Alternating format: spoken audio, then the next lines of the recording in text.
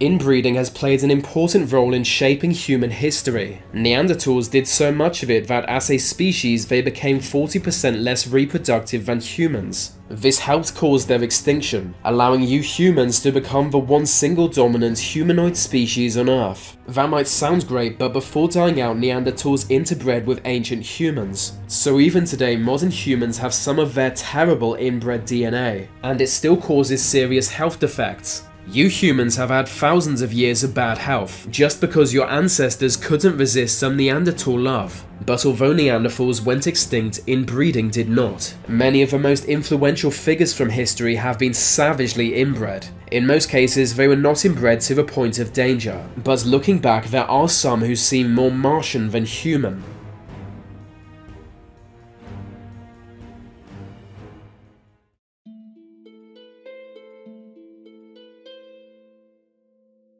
In the days when Europe was ruled by kings and queens, marriage was among the most important diplomatic tools. It was used to secure alliances with other powerful families. The problem was there were just a handful of royal families in Europe at any one time. As marriage was still needed to forge alliances, the gene pool grew ever smaller, and European royals grew ever more inbred. This unleashed a series of diseases and birth defects that prematurely ended the reigns of many royals. But one royal family was notorious for taking inbreeding further than any other. They were the HABSBURGs, who at one time ruled all of Spain, all of Germany, and much of Italy. To protect their massive land, they were reluctant to marry daughters to members of other families. So instead, Habsburg women would usually be married to members of their own family, often cousins or even uncles. As time goes on, Habsburg family members became so inbred that they passed on genetic mutations. Before long, every member of the Habsburg family was born with a large underbite that came to be known as the Habsburg jaw. Like other mutations, this only got worse with each generation. Their practice of constant inbreeding eventually gave birth to one of the most inbred people in history, Charles II, who was known to many as the Bewitched. He was born both mentally and physically deficient. In fact, he was 8 years old when he first learned to walk. Charles was considered so mentally handicapped that he received no education. It was feared that his mind was too weak to handle even a basic education, and that it might result in his death. He was always seen as being on the verge of death, but he survived into his mid-30s. So despite being feeble, weak, and clearly mental, he became King of Spain. What's weird is he had an older sister who wasn't physically or mentally disabled, but because she was female, Charles was favoured for the throne.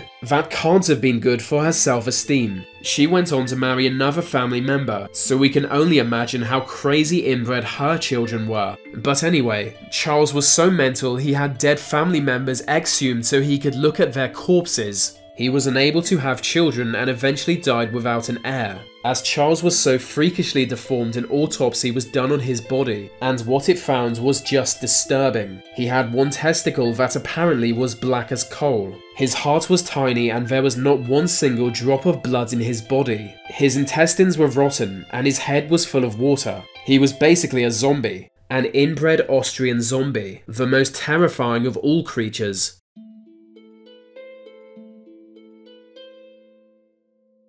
Legend tells of a family hidden deep in the woodlands of Kentucky. This family hid themselves from the outside world because they were so inbred that they were born with blue skin. You might think that describes every family in Kentucky, but no. Colonel Sanders lived in Kentucky, and he was the most white person ever. You might also think the story sounds like a ridiculous urban legend, but it's actually true. In the early 19th century, a Frenchman called Martin Fugate made his home in rural Kentucky. He married a local woman and had 7 children with her, but to their surprise, 4 of their children were born with blue skin. The family had a rare genetic trait that can sometimes cause a person's skin to be bright blue. It's a recessive gene, so most likely the children of those with blue skin would not have blue skin themselves. But the Fugate family practiced incest. Inbreeding was more common in the 18th century within more rural states like Kentucky. America was still an untamed land in those days. Many communities were isolated and small. With limited options, marrying family members was seen as normal. That's why the stereotype exists of inbred hillbillies in states like Kentucky and West Virginia. In some areas at least. The Fugates lived in one of such areas. As they all had the gene, many of the children they produced were born blue. Over time, word got out and they came to be known as the Blue Men of Kentucky. To avoid this notoriety, they moved deep into the woods and hid from the outside world. Memory of them faded into urban legend, with many locals not believing they really existed. It's basically a real-life wrong turn, but instead of being bloodthirsty and super strong, they're just blue. After generations of hiding in the woods, the family emerged to finally seek medical attention. They were successfully treated and have since cut down on inbreeding, which is always wise. Over time, less and less Fugates were born blue. In fact, the last born with blue skin was in 1975. So that's the story of the blue people of Kentucky, a story that should be purely fiction but somehow isn't.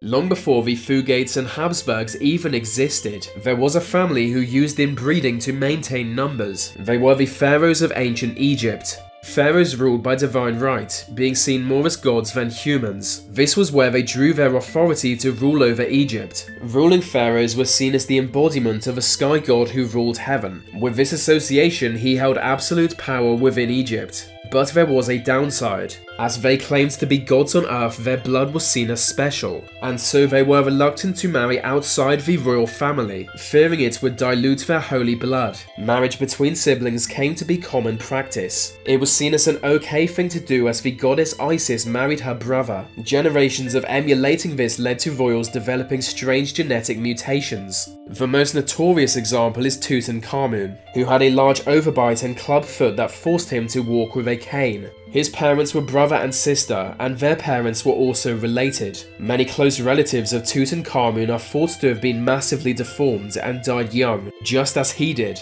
His own lover was his half-sister, who was also his cousin. That alone tells you all you need to know about the family. They had 2 daughters who died young, because inbreeding. After Tutankhamun died, he was succeeded by his great-uncle, who was also married to his grandmother. It sounds like I'm making this up, but they really were that inbred. They were the most inbred people ever. Apart from your dad.